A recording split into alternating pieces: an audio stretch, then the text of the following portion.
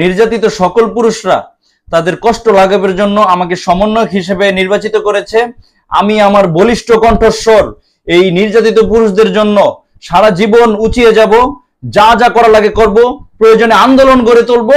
ভাই আইতাছে। তুমি কি আমারে কিছু বলতেছো?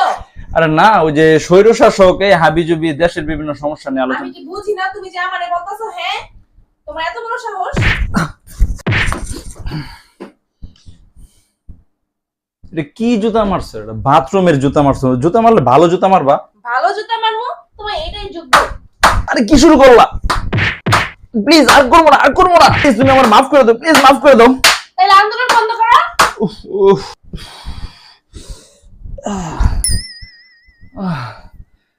ভাই আসলে এসব আন্দোলন ফান্দোলন করে লাভ নাই, বুঝছেন? আসলে ঘুরে ফিরে সবই তো আমরা একটা পরিবারের মানুষ, একে অপরের বিপদে আপদে পাশে থাকবো।